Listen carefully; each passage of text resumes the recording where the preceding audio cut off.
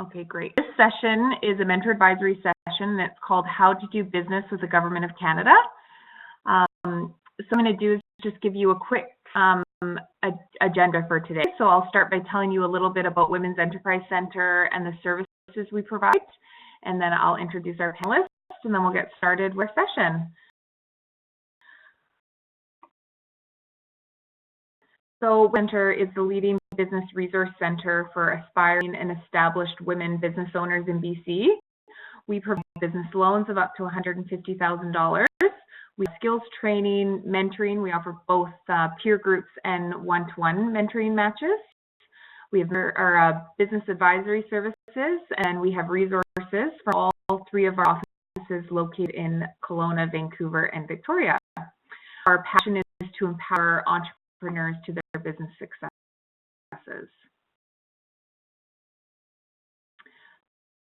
A non-profit organization funded by the federal government through Western Economic Diversification. This is part of the Women's Enterprise Initiative, which includes similar organizations in Alberta, Saskatchewan, and Manitoba. So to stay informed with what's happening in your area around BC, and to learn more of our services, you can go to wec.ca and sign up for our e-news and e-blast. You'll also find a wealth of information and resources that can help you with your business, no matter what stage that you're at. Right, I'm going to take just a quick minute to introduce our panelists. So as I mentioned, our topic today is introductory session on how to do business with the Government of Canada. And so I'm really excited to introduce Tess Menges. She's the supply specialist at the Office of Small and Medium Enterprises. Today she's going to cover, need to know when business with the Government of Canada. We're going to cover the government, what the government does its buying, how to register to sell to the government, how to find opportunities, and then how to market to the federal government. So I'm going to pass it over to Tess here. So welcome. Thanks. So as Kaitlyn said, my name is Tess Menges, and I'm with the federal government. So the department I work for, as you see on the slide, is Public Services Procurement Canada, and that is the purchasing department with the federal government. So we're going to get into a presentation on how you can sell your goods, services, pretty much anything due to the federal government. We are one of the largest buyers in Canada, and we are always looking for small companies to become suppliers to us. So I'm going to go through the process, and there will be time at the end. I think with this format is the best to take questions. So if you have questions as I go through, maybe just jot them down, and then we'll take them all at once. Our office is located, we have regional offices all across the country. My office is located in Vancouver. I also have colleagues in Victoria, but we do cover all of British Columbia and the Yukon, so we travel a fair amount, and we are happy to do follow-up with anyone after this to get a bit of a better understanding, take it from the general, which this seminar is, to the more specific topics about your business and how you can become a supplier. So all our contact information is at the end of the slides, which you'll get a copy of, and we're happy to follow up with you, meet with you individually. Ours is the Office of Small and Enterprises, or OSME, and we are your support for going through the federal procurement process. So we engage and inform small and medium companies on sell goods and services to the Government of Canada. We offer events throughout the province as well. We call them Small Business Innovation Expos. We just did one in Kelowna in May, and we'll be doing some more around the province starting up again in the fall.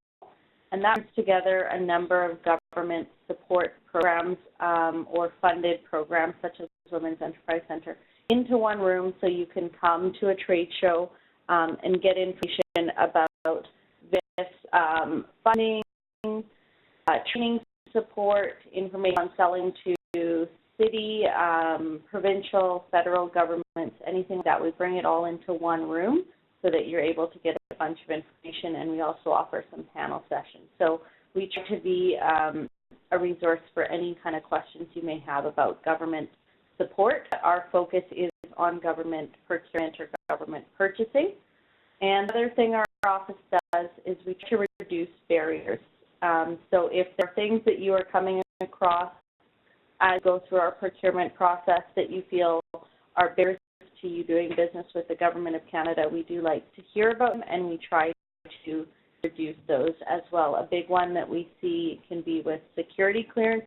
We actually have someone in our office who's able to assist with that. If someone isn't able to sponsor you now, we can sponsor you for the security clearance process. So various things our office has done. You used to have to pay to download to view our tender opportunities. We've made that free.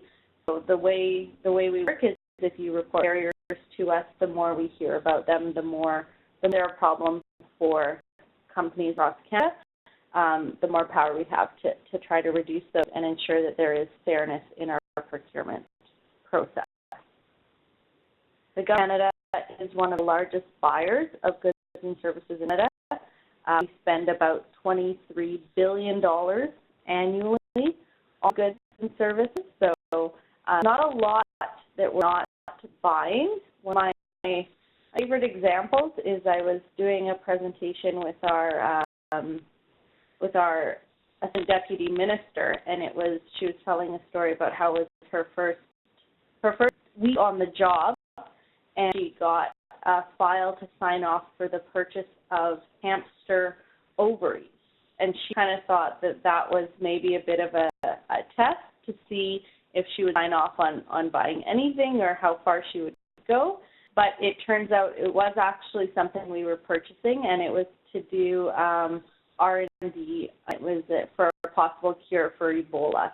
So when we say we buy pretty much everything, we do buy pretty much everything. So that may stick in your head as an example of something that you wouldn't think someone was purchasing, but the government actually is buying that.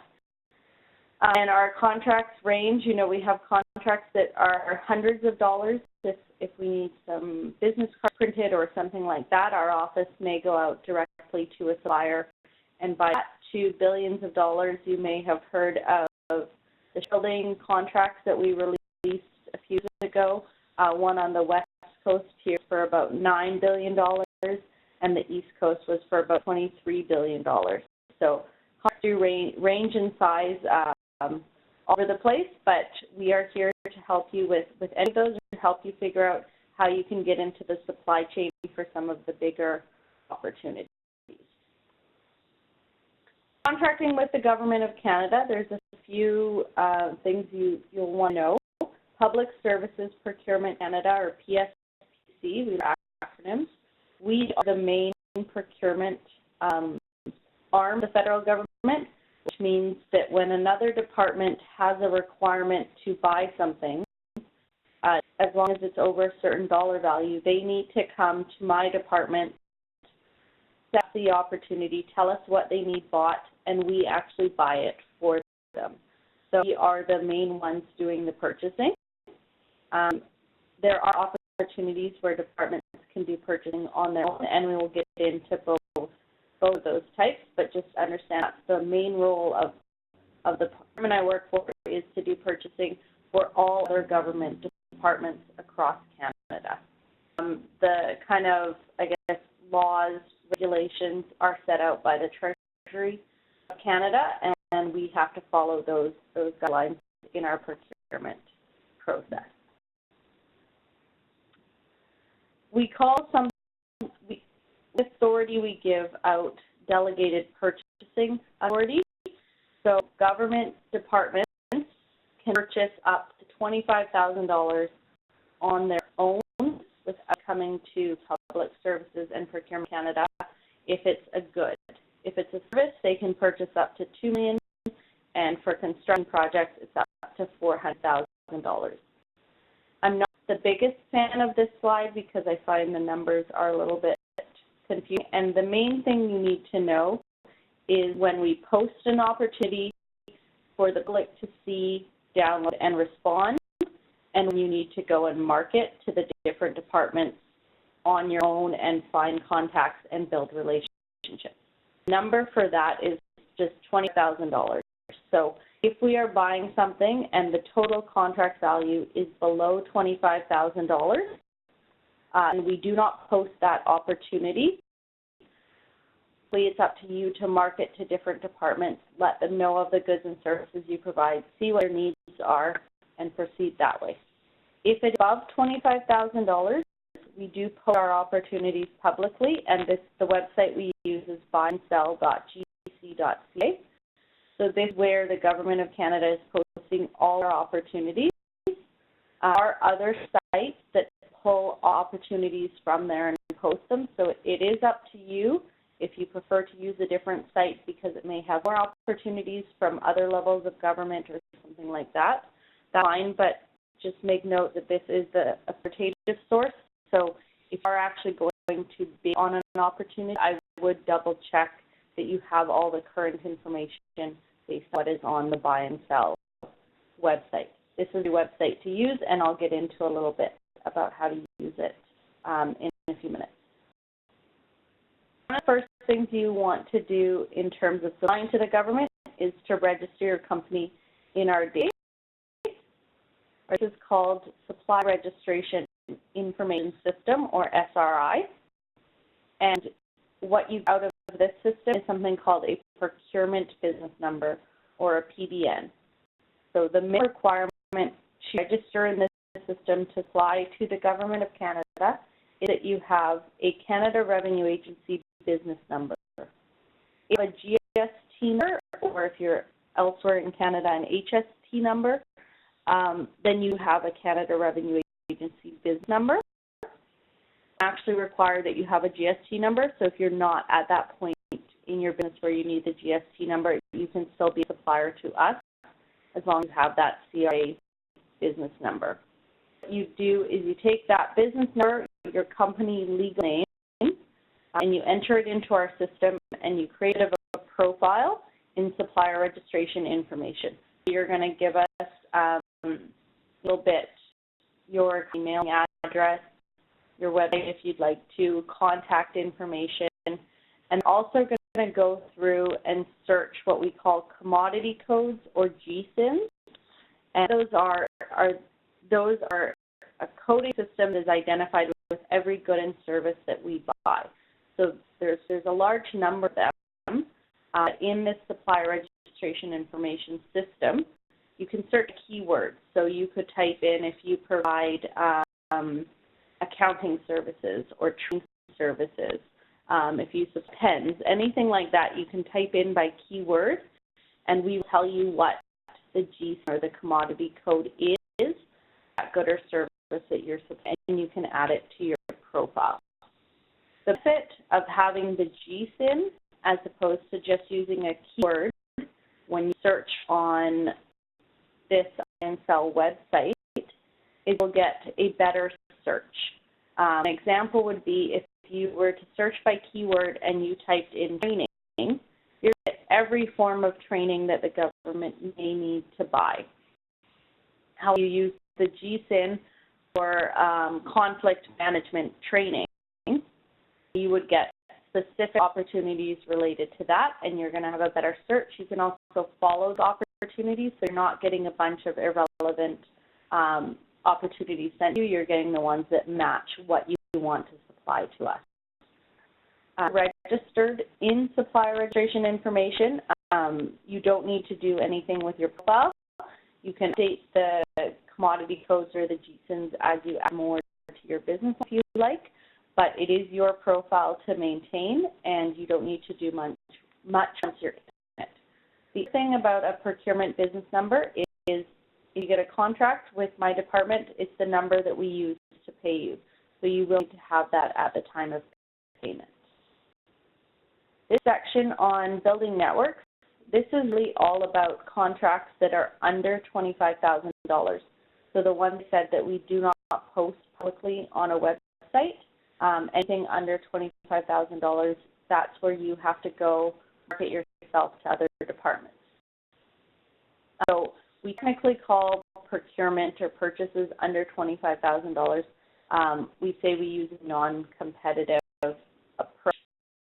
what you find is that departments, people doing buying for under $25,000, they still want to get 3 quotes. So they may be asking you to provide them with a quote. It will likely be going to 2 or 3 other companies to get those quotes as well, just so that we can ensure best value for what we are purchasing. We do have some other instances where we would use what we call an uncompetitive approach, and these are still all opportunities for you. It just means we are not publicly posting these opportunities for specific reasons. So again, we don't need to post if it's under $25,000.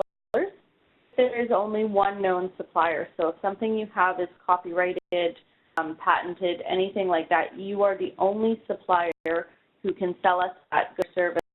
We're not going to go through a whole competitive process when we know you're the only one that can bid.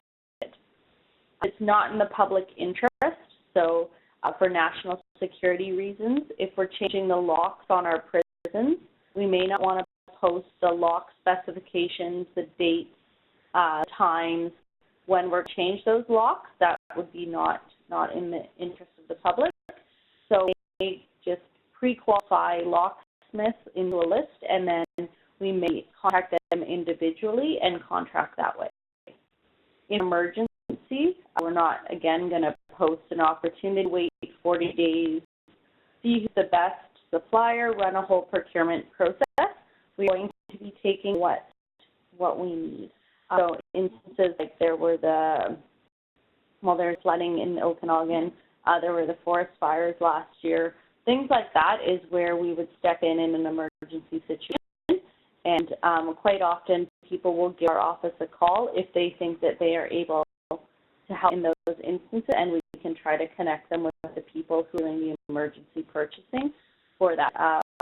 Last year with the fires, we had big requirements for food to be supplied to our CMP and Department of Defense people who were up there fighting the fires. We had a big need to purchase food. So it may not necessarily be that if you can provide something like a boat in a flood, it may be the extended services that we need will also fall under emergency procurement.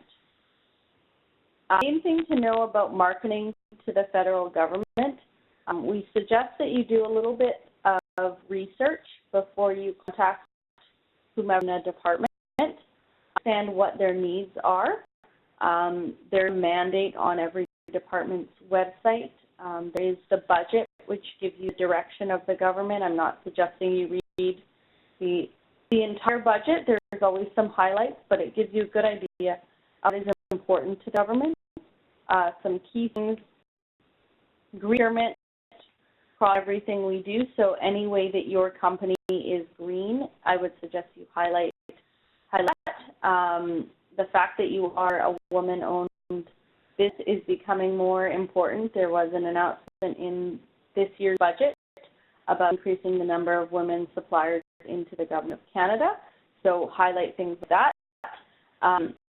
Also start by asking questions you get on the phone, because chances are the first person you call is probably not going to be the right person. So you're going to have to ask them a few questions about what it is that they do, what they have a need for in their everyday purchasing, who holds the credit card. Every branch will have at least one person who has a credit card for low dollar value purchasing. So the person who holds that tends to do the purchasing for that branch. So if you get on the phone with someone and they're not the card holder, figure out who is the card holder and ask to be, ask for their contact information so you can market to them. But try to ask them questions, figure out what their needs are, and make sure that it is something that aligns with what you can supply before proceeding. Another decision that you want to make is, in government, are you looking to be a prime contractor or a subcontractor? Because, as I said, we have opportunities from hundreds of dollars to billions of dollars. So, the billions of dollars, those shipbuilding opportunities are real property. We have another contract for real property. Those are large opportunities, and we are looking for large companies to compete on. But within them, there's usually a way for smaller companies to be built into the supply chain and become a subcontractor. So it's definitely something to consider. Building networks. So connect officials in departments and agencies to learn about what directions their procurement may be heading. So when you're on the phone with someone, they may not have a need that day, but they may say, oh, actually, you know, I keep hearing about how my department is big on talking about mental health in the workplace. And if you provide mental health training, that may be coming down. It's just government tends to move slow sometimes. So, you know, if I hear there is a big push in my department about, you know, mental health first aid and workplace wellness and stuff like that. So it may be that the day you call me, I may not have a need for it, but it's something that's coming down, and I may want to take your contact information 6 months line when we actually want to roll something out. We would have people who would be able to do that. So becoming part of the supply chain, I mentioned the shielding opportunities. There is another one. It's called, it might be RP3 or 2 now, but it's real property contracting, and it's for maintenance and property management services of our leased buildings.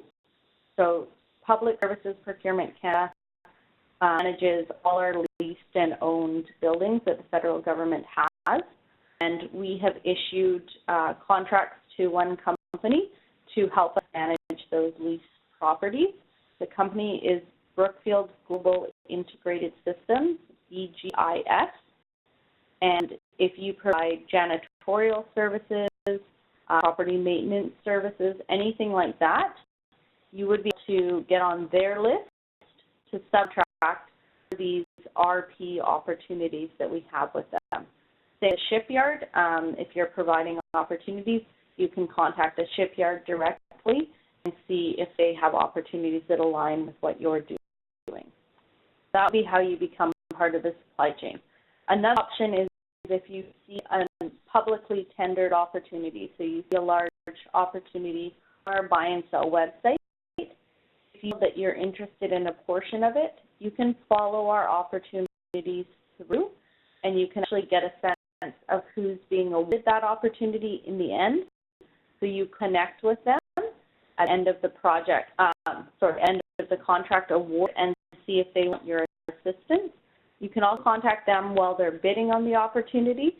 If they have to list any subcontractors that they're working with, you can say they would list you on their proposal. So there are ways to see a list of interested suppliers on our buy and sell tenders for every tender, and you can sign up to identify that you would be interested in that, and if a large company may want to contact you, or vice versa, if a large company has signed up as a listed supplier, you can contact them and see if they would want your goods or services as part of that contract.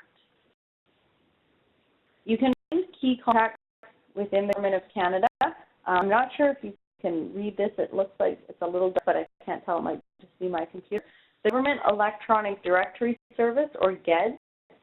This is the white pages of the federal government. So it is an online directory of most federal public servants across the country. So some that do not exist would be some contracts in Department of National Defense, RCMP, CSIS, Service Canada. Just for privacy reasons, sometimes they're not listed. The easy way to access this directory is in Google. If you just in GEDS, it should be the first one that comes up. And it's great to happen to know the name of someone. You can type in their name. We have no expectation that you have those contacts. So there is a department search. You go to a listing of all the departments. And when you find a department that is relevant, if you provide environmental assessment services, you may want to try Environment Canada to begin with. And click on that department. You can see all the different branches. You can also, depending on if they have a regional office, you can see it may say Pacific region or Western region, and you can start to narrow it down to more local contacts within that department. We recommend, if you're looking for titles of people to contact, they try regional director administrative or executive assistant. The regional director will usually know of what is going on within their branch. They are the ones who would be in charge of their budget, so they would have an idea of what they can spend. And then administrative assistants or executive assistants quite often will hold the credit card for that branch, so they're a good one to contact as well. Once you do get a name, so when I was saying, you may contact one person, branch, they may not be right, but the branch may still be right. You can type that person's name into this government electronic directory, and by searching that, you actually get a listing of everyone else in that branch. So if you were to type in Tess to begin with in the government electronic directory, you see all of my colleagues, everyone that I work with would come up. So you then have a bunch of additional contacts that you can use from there. And as I said, we're happy to arrange sessions to kind of walk you through how to use the electronic directory, brainstorm which departments might be relevant to you. You can just contact us to arrange those. The government has something called the Procurement Strategy for Aboriginal Business, or the PSAB program. And we are able to set aside specific procurement opportunities and limit the competition to Aboriginal firms only. So they have to get our definition of what an Aboriginal business is. Kind of 51% owned operated, registered in the Aboriginal Business Directory, but as long as they meet those qualifications, then you can bid as our PSAB program. So there's voluntary and there's mandatory set-asides under this program. For the mandatory ones, it's anywhere where we're contracting where there's an Aboriginal population or Indigenous population of over 80%, then we need to set aside. For any voluntary, we tend to look in the Aboriginal Business Directory to see what capacity there would be should we choose to set it aside. So if you are an Aboriginal business, I do recommend that you register in this directory. We're trying to increase the capacity so that we can set more of our contracts aside. So we have to see that our firm that would be able to bid on this, and the way we do that is through that directory. It's confined. So here's Indigenous and Northern Affairs Canada as a department. They have split into two departments, so it will be monitored by one of those. But again, Google works very well for government opportunities. The government has some what you can call kind of pre-approved lists of supplies for goods and services that we're buying on a regular basis. We may pre-qualify a number of companies onto it, and when we actually have an opportunity, we will go to that list as opposed to publicly posting it. So this is called a standing offer. Again, it's for recurring needs, and a standing offer tends to be for goods because with standing offers, we ask you to provide us with prices up front. We're asking you to agree to certain terms and conditions. And once you get approved onto a standing offer, current government buyers have access to the list, and when they have a need, they go to this list and they will issue what we say is a call-up.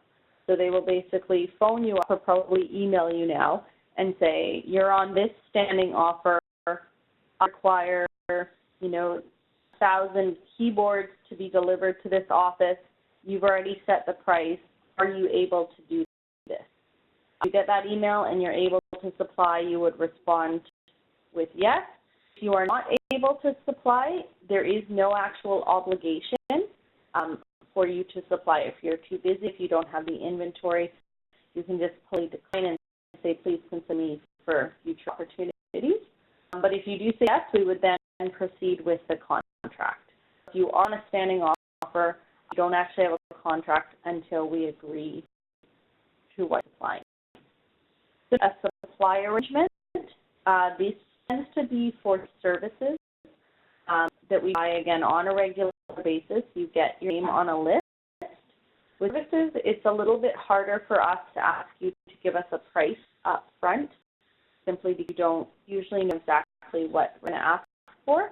So what we'll do is we will go to the pre-approved list and we'll send a statement of work out saying we understand that you provide this type of training service, looking for someone who can deliver in these locations for this number of days, this number of participants, and respond if you are able to supply that. So it's a mini procurement process, and at that point, once you know all the details, you would also be giving us a price. But bottom line is both are kind of pre-approved pools of suppliers.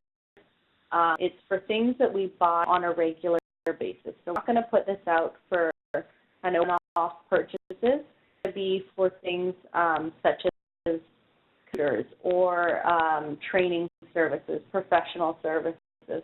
They need on an ongoing basis that every department would need. There are training offers and supply arrangements. They can be national. So we have about 10 goods and services that are on something called a National Master Training Offer. And those mean every single department all across Canada has to use those lists to do their purchasing. And regionally, we will have different standing offers and supply arrangements based on needs. So in BC, we do a lot of building with lumber, so we make a lumber supply arrangement, where in another part of the country, they may not have that same need. Some differences, standing offers, we contract using a call-up. The prices, as I mentioned, are predetermined and fixed. Supply arrangements, we do a competitive process once we know requirements, and that's when you're able to provide us with a price. So the prices aren't fixed; they're determined based on the specific requirements that set it out. So we get into competitive procurement over $25,000. So this is what we'll post it on that website I mentioned, buyandsell.gc.ca. Just make sure you add the .gc, otherwise you get a classified site. So similar, not quite our site. We're going to get into a few different types of opportunities that you will see on that website. But main thing to note is that anything over $25,000, regardless of what department is purchasing it, will be posted on this website. So in terms of different types of opportunities, I'm going to talk about a number of different types of opportunities, just so you have an awareness. Through a lot of acronyms and things like that, and it's not so important that you understand or remember every type of opportunity, because we will detail that outright in the tender document itself, but this is so you have a general awareness. An invitation to tender or an ITT, this is used for construction, and basically we are going to go with the lowest price bid that meets all the mandatory criteria. So as long as you meet the mandatory criteria, if it's a construction project, we're going to just go with where's the lowest price, because we've laid out all of our criteria in the mandatories, and we're going to get the same thing no matter what. So we're going to go with the lowest price for an invitation to tender. For proposal, this is probably the most common, an RFP that you will see on there. These can sometimes be referred to on the Buy and Sell website quite often, actually, as a notice of proposed procurement. So the NPP, a notice of proposed procurement, it is the same thing, but I know if you're searching on the Buy and Sell website, you will see one category for request for proposal, one category for notice of proposed procurement. Request for proposal will quite often have fewer postings than a notice of proposed procurement. It's just a terminology thing with the internal sites we use, so just that they are the same thing. But a request for proposal is used typically when we cannot base our decisions solely on the lowest price. So we're going to go with best value. How we determine best value will be detailed in the proposal. So we want to award 40% for your price and 60% for your actual solution, and come up with an overall best value. We may give certain points per second. different things like that, but that is all detailed in the proposal. So up front, you know, so if we're placing only 10% emphasis on the price and 90% on your solution, then you have a sense that you really have to give us the best possible solution, because we're not really concerned with price. So if we're building a rocket ship or something like that, really don't want the rocket ship to fail. We're not going to be cutting corners. It's not something that we want to do that for, versus if we're buying a pen, as long as the pen can write, then we're probably going to go with the lowest bidder. So that's where you'll see the change in the request for proposal percentage versus price versus the technical ratings. These requests for standing offers, as well as requests for supply arrangements, we post these on the buy and sell website, and these are openings for when we are looking to have companies get on our pre-approved list. So this is for you to qualify so that you can have the opportunity to be called up when we need to purchase something. So the request for standing offer, it would be a fixed price over a certain amount of time that you would be agreeing to. With a request for supply arrangement, you would be telling us about your qualifications, how many years you've been in business, kind of giving us your resume, what work experience is, and we would pre-qualify you based on that. You wouldn't necessarily be giving us prices at this point because it's just to get on that list. Next, contract award notice, or an ACAN. And we believe that there is only one supplier who can fulfill a requirement. So it could be a case where that only one company holds the IP, holds a particular security requirement, something like that. It could also be a case that for the last, 6-7 years, we competitively and only one company has ever bid on this. We do a Google search. We don't seem to find another company that is able to supply what we're looking for. So rather than go through a lengthy competitive process, we will post on ACAN, Advanced Contract Award Notice. We will post this for 50 days on our website, and basically saying we are going to award a contract to this company.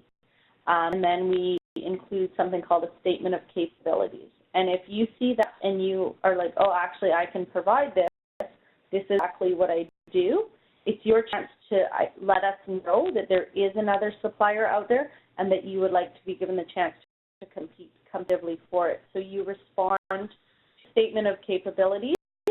If you meet them, then we would post it as a competitive process, and it would typically be the company and the other company we were going to award to bidding on it. A lot of people see this and think that maybe I shouldn't respond. They already know who they want to contract with. Our preference is to always make a competitive process. So if this is something you can do, please do respond to it. If you don't respond, we kind of continue the way we always have, and then it doesn't give you the opportunity to bid in the future. So we do like to be notified that it is something. There is a new company out there that you are able to do. You hadn't looked at government contracting before, so you had no idea. Now you're looking at it, and you are capable of providing this. The other thing called request for information. It can also be called a letter of interest or an LOI. And this is kind of a questionnaire, if you want. So it's us going out before we actually do a procurement process. And we're going to ask a bunch of questions, and hopefully the results will help shape the requirements and how we proceed with our procurement process. So an example would be a while back, we have large requirements for food in the federal government, and one of them was for fruit and vegetables. So we weren't sure if this was something that we should be purchasing nationally. So if you are a farmer, or if you supply fruits and vegetables, we're actually able to supply all across Canada. Is it something you should break down and do regionally? If you supply fruit, are you actually able to supply vegetables as well? So we weren't really sure what would give us the best results. So we went out with a request for information feedback from the industry, and we use that feedback to shape our procurement so that, you know, if you are a supplier and before you weren't able to bid because we had a national supply of it, you provide us with the feedback that you would be able to bid, but you're only able to supply to certain regions, or you're able to provide fruits versus vegetables. Then we use that to help shape our procurement, and overall we have a more successful procurement process. Another example where we probably should have done a request for information, and this is a known example in government, is a while back we were buying tissues for Department of National Defense and for the soldiers. And soldier backpacks are measured very precisely, and everything fits in a certain way. And so they could accommodate a package that held, I'm going to say, 60 tissues. So for procurement, for someone to supply kind of those personal 16-pack tissues, and we got in, and they all came back, and it was like $2 or $3 a pack.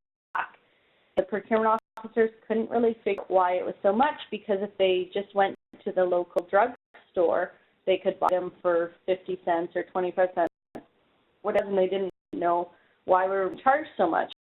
But it turns out that because we went out for 16 tissues, and typically those packs are 12 tissues, they refit, every company had to refit their machines, and it was a lot more work, and so they billed us for those costs.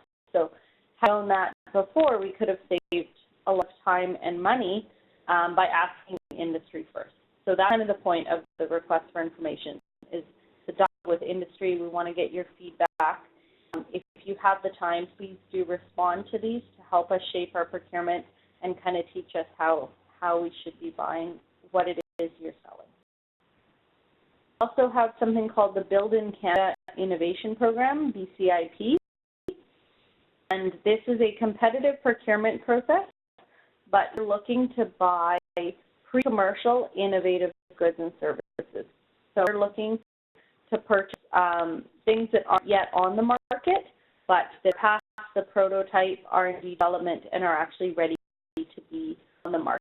It is my office that runs this program, and traditionally we have an open call for proposal. That call closed May 24th, and we're not sure when we're going to open another call, but it is a permanent program, so you can keep an eye for what will be posted on the Buy and Sell website.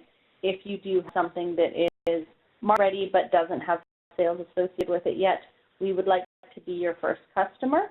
Along with that, we match you up with the department who is able to provide you with some feedback. So they do a test of your innovation and let you know, did it work, did it not work, which is not really the case. It's just a matter of tweaking certain things.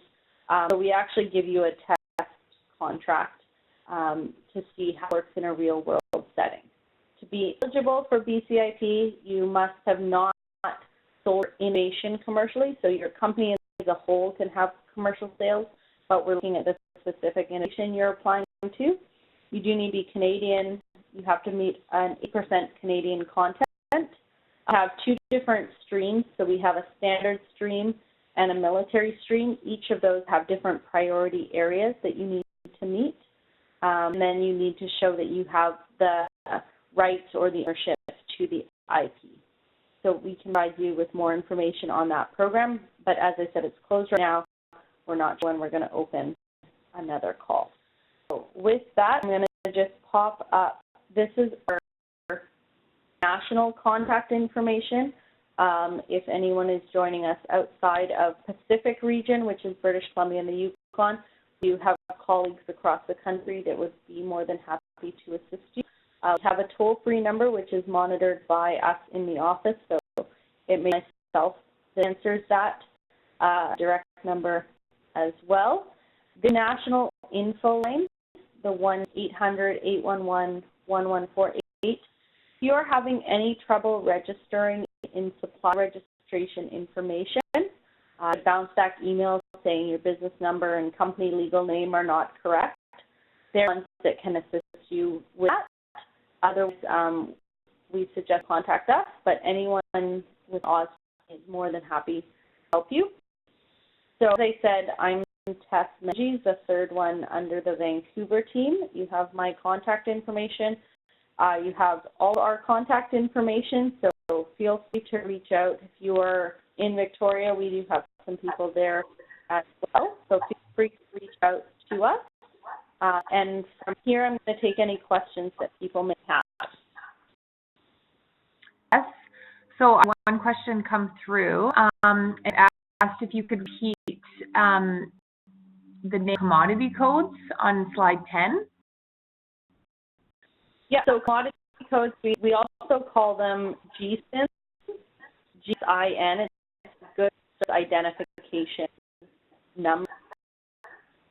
We have, I'm going to say, over 50,000 of them.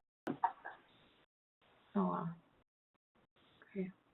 Another question I got was how, or where is it? What criteria does the federal government use to assess strengths, weaknesses, bid, or proposal?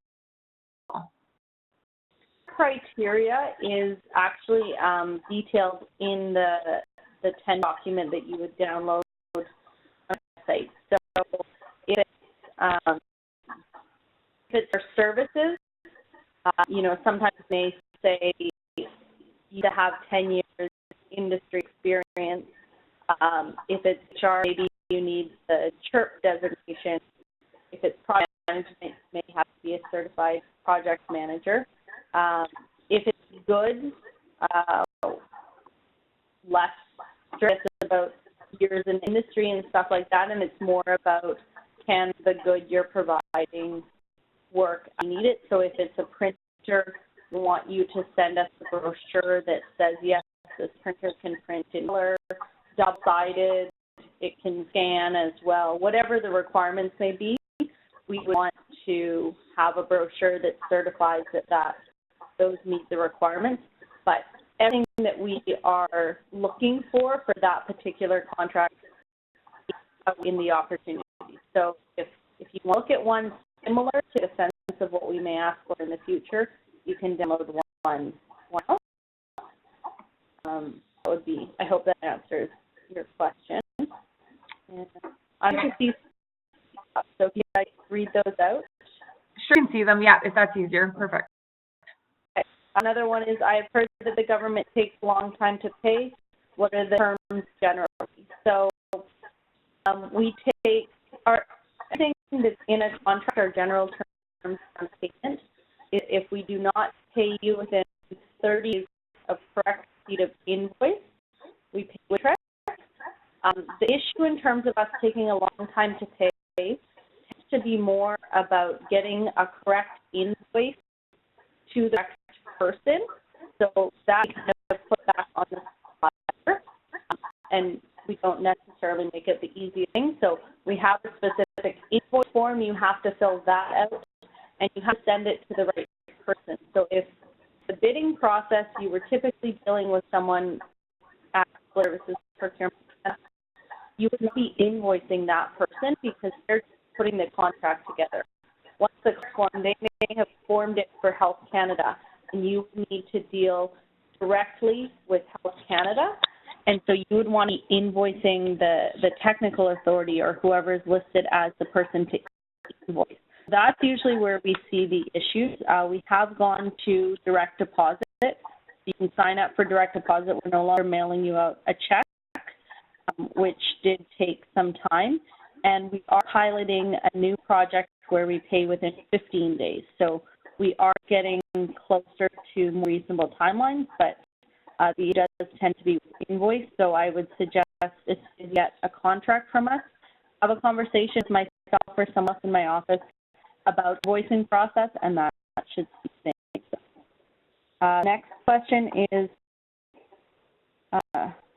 so mentioned to contact them regarding how to use the electronic directory service. Should I call? So you can call or email me, and we can set up a time to go over that. We can set up a webinar, just the two of us, and then I can share my screen and you can see use it, or if you are in Vancouver, I'm happy to meet you in person. Another question, whom and how to best present specialized identification services to PSAB and RCMP. So, and that would come back to a little bit of use of the electronic directory to find the right person within there. So I would suggest that you contact me to set up a time where we can discuss further. And I don't know if there's more questions that people have.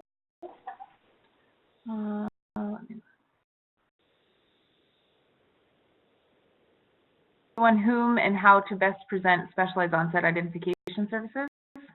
Yeah. Okay, sorry. And there was, the one I see is Brookfield directly to offer building services? It depends on what, but yeah, so Brookfield Global Integrated Systems has an online portal where you can sign up, and they'll list Government of Canada, they may list BC Hydro and a few other clients of theirs, and you can pick and choose who you would be interested in a subcontractor for, and you can sign up through their portal.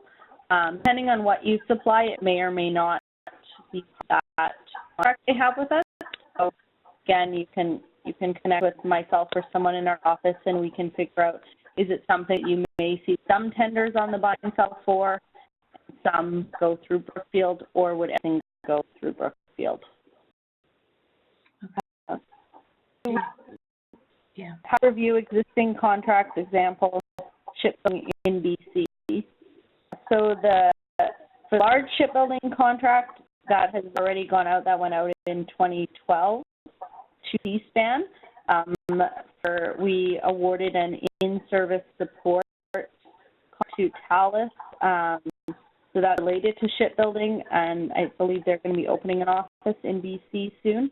I would suggest you contact the BC Marine Industries Association if you want to keep updated on those things, especially if you're looking outside of just the federal government with BC ferries and different provincial organizations that may be relevant to shipbuilding, as the Marine Industries Association.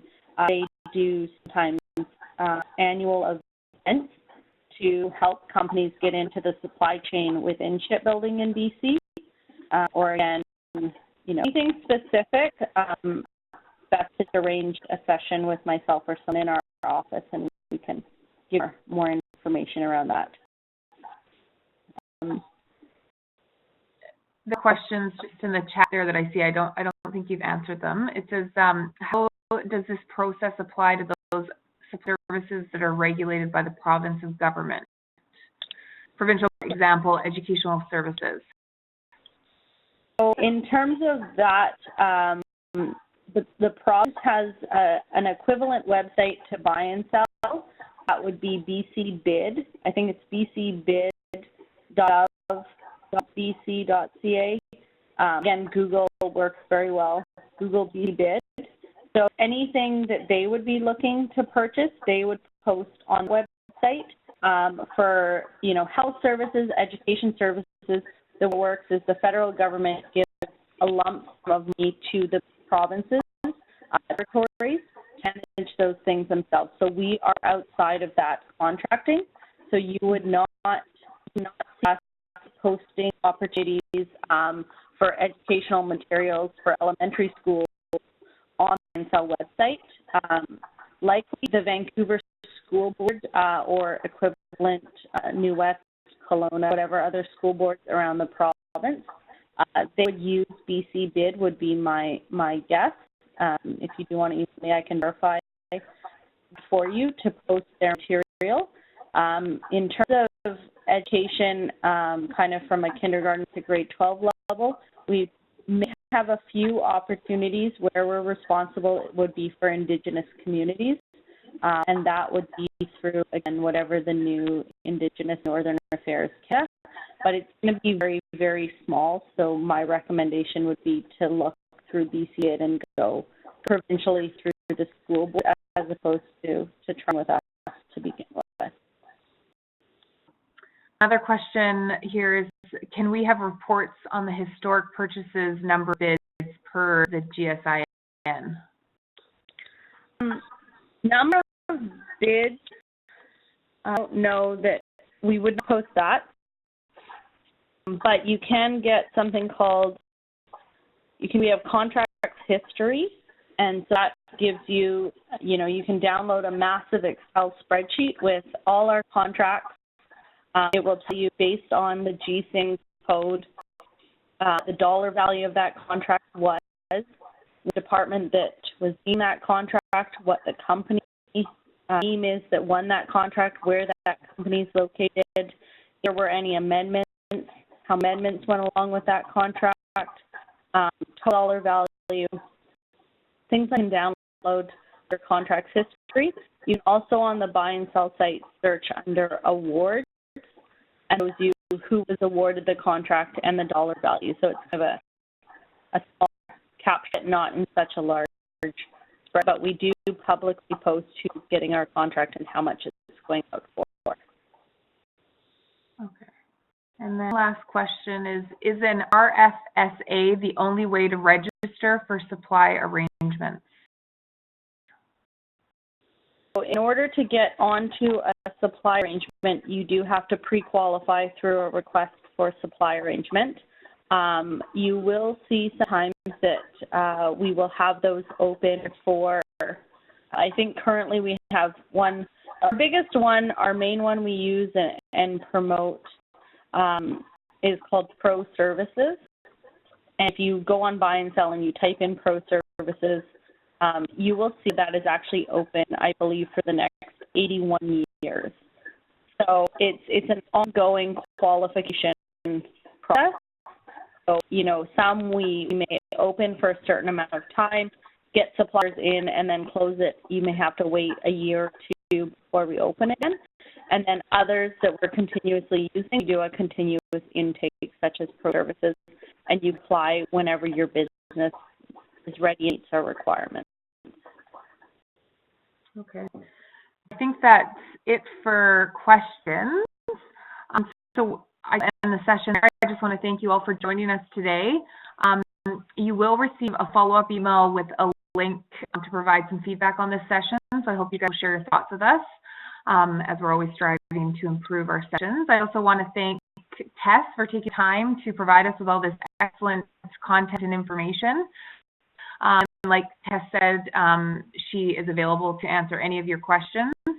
And Tess will provide us with some links and also her contact information, which I will include in that follow-up email, which will also include the webinar recording. So I just want to thank you again, and I hope you all enjoyed it and have a great day.